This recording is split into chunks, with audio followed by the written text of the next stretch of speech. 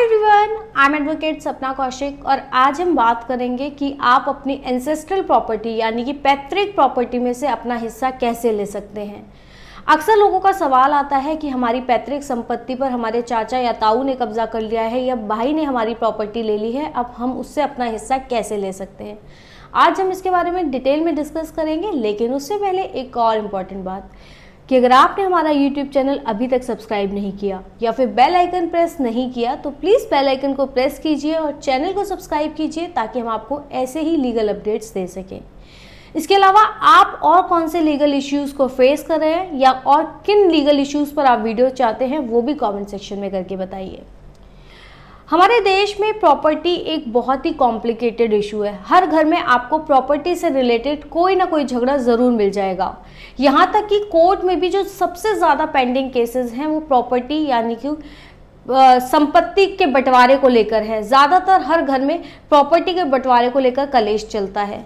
अगर माता पिता ने विल लिख दी है तब तो ये केस फिर भी आसानी से सुलझ जाते हैं, जहाँ पर आपके बड़े यानी कि माँ या पिता विल लिखे बिना, वसीयत किए बिना चले जाते हैं। वहाँ पर प्रॉपर्टीज़ को लेकर भाई बहनों में भी अक्सर झगड़ा देखने को मिलता है। ऐसे केसेस में पार्टीशन कैसे हो सकता है? ऐसे केसेस में पार्टीशन के 3 तरीके होते हैं। या तो आप आपसी बातचीत करके एक फैमिली सेटलमेंट कर लीजिए कि प्रॉपर्टी का कौन सा हिस्सा किस भाई या बहन को मिलेगा। लोगों का अक्सर सवाल ये भी आता है कि क्या प्रॉपर्टी में बहनों का हिस्सा भी होता है। सन 2005 के बाद से अब महिलाओं को भी अपनी पैतृक संपत्ति में भाइयों के बराबर ही हिस्सा मिलता है। अब बेटा और बेटी दोनों को बराबर माना जाता है और प्रॉपर्टी दोनों में बराबर बराबर बढ़ती है। पहले 2005 से पहले लड़कियों को पैतृक संपत्ति में हिस्सा नहीं मिलता था, लेकिन अब उनका भी बराबर का हक होता है। इसलिए जितने भी हिस्सेदार हैं, बेटा और बेटी दोनों को बराबर हक मिलता है। तो फैमिली सेटलमेंट कर सकते हैं कि कौन सी प्रॉपर्टी किसको मिलेगी, कौन सी चल संपत्ति यानी कि गहना किसको मिलेगा, प्रॉपर्टी किस तरीके से बटेगी। आप इसका एक फैमिली सेटलमेंट बना सकते हैं। फैमिली सेटलमेंट जो होता है वो पार्टीशन डीड के बराबर ही होता है, बस इसका रजिस्ट्रेशन करवाना ज़रूरी नहीं होता। आप फैमिली सेटलमेंट एक नॉर्मल पेपर पे भी कर सकते हैं, बस उस पर सभी हिस्सेदारों के सिग्नेचर होने चाहिए। जितने भी लीगल उत्तराधिकारी हैं सबके साइन उस पर होने ज़रूरी होते हैं और आप एक फैमिली सेटलमेंट आपसी सहमति से कर सकते हैं। तो एक तरीका तो ये हो गया कि परिवार ने मिलकर घर में बैठकर आपसी सहमति से फैमिली सेटलमेंट कर लिया कि किसको क्या क्या मिलेगा और किस तरीके से मिलेगा। दूसरा तरीका होता है पार्टीशन डीड। पार्टीशन डीड भी फैमिली सेटलमेंट का ही एक तरीका होता है, जो यहाँ पर भी म्यूचुअल कंसेंट से आपसी सहमति से बंटवारा कर लिया जाता है। ये सेटलमेंट एक स्टैम्प पेपर पर होता है और उसको सब रजिस्ट्रार के पास जाकर रजिस्टर करवा लिया जाता है और इसकी लीगल वैल्यू ज़्यादा होती है। लीगल वैल्यू इसलिए हम कह सकते हैं ज़्यादा होती है कि इसको चैलेंज करना बाद में थोड़ा मुश्किल हो जाता है, क्योंकि सबने आपसी सहमति से बैठकर सोच समझकर रजिस्टर किया होता है, जबकि फैमिली सेटलमेंट को बाद में कोई भी फैमिली मेम्बर चैलेंज कर सकता है। तीसरा तरीका होता है जहां पर कोई आपसी सहमति नहीं बनती, उस केस में आप पार्टीशन सूट कोर्ट में फाइल कर सकते हैं।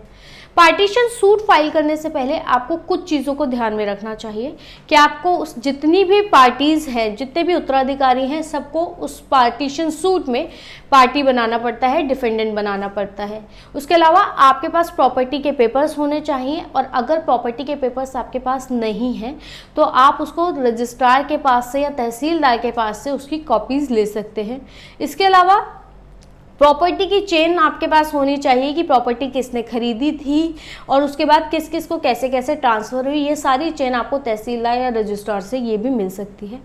उसके बाद आपको एक फैमिली ट्री बनाना होगा कि आपके परिवार में कौन मुखिया था, ये प्रॉपर्टी किसने खरीदी, उनके कितने बच्चे हुए, उसके बाद आपका उनसे क्या रिश्ता है और बाकी ही इसमें कौन कौन उत्तराधिकारी है। आपको एक फैमिली ट्री बनाकर भी कोर्ट में देना पड़ता है।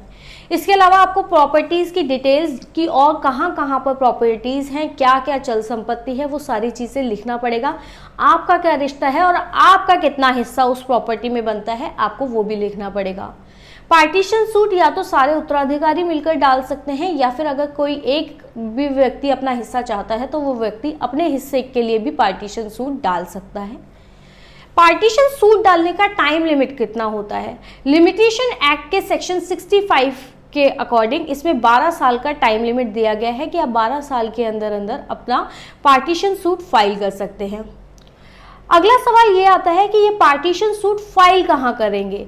जहाँ पर भी प्रॉपर्टी सिचुएटेड है, यानी कि मान लीजिए अगर कोई प्रॉपर्टी दिल्ली में है तो उसका पार्टीशन सूट दिल्ली में पड़ेगा। अगर आपके पिता या दादा की प्रॉपर्टीज़ मान लीजिए दिल्ली, हरियाणा, गुजरात या राजस्थान में है तो आप इनमें से किसी भी एक जगह पर प्रॉपर्टी की पार्टीशन सूट डाल सकते हैं। हमेशा कोशिश करिए कि किसी एक ही जगह पर पार्टीशन सूट डाला जाए जहां पर भी कोई प्रॉपर्टी सिचुएटेड हो, और बाकी सारी प्रॉपर्टीज़ की डिटेल्स भी आप डाल दें। जगह जगह प्रॉपर्टी केसेस डालने से आपकी केस में कॉम्प्लिकेशंस ही बढ़ती जाती हैं।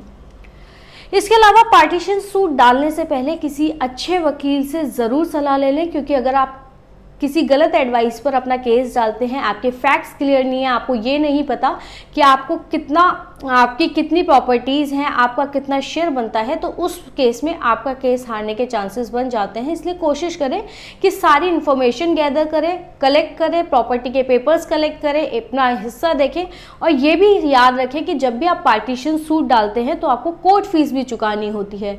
कोर्ट फीस चुकाने का तरीका ये होता है कि आपको पहले प्रॉपर्टी की पूरी वैल्यूएशन करवानी होती है, उसके बाद आपका हिस्सा कितना बनता है उस हिस्से के अकॉर्डिंग आपको कोर्ट फीस कोर्ट में जमा करवानी होती है। तो ये था पूरा तरीका पार्टीशन का, कि अगर आप अपनी हिस्सेदारी अपनी पैतृक संपत्ति में चाहते हैं तो वो 3 तरीके से हो सकती है। या तो फैमिली सेटलमेंट हो जाए, जो ओरल या रिटन दोनों हो सकती है, और अगर रिटन है तो उसमें सभी उत्तराधिकारियों के सिग्नेचर होने ज़रूरी होते हैं। दूसरा तरीका है पार्टीशन डीड, कि आप स्टैम्प पेपर पर आपसी सहमति से समझौता कर लें और उसको रजिस्ट्रार के पास जाकर रजिस्टर करवा लें। तीसरा तरीका है कि आप कोर्ट से अगर सहमति नहीं बनती है तो कोर्ट में अपने हिस्से के लिए पार्टीशन सूट फाइल कर दें। आपको ये वीडियो कैसा लगा और आप किन और मुद्दों पर वीडियोस चाहते हैं, प्लीज़ कमेंट सेक्शन में बताइए।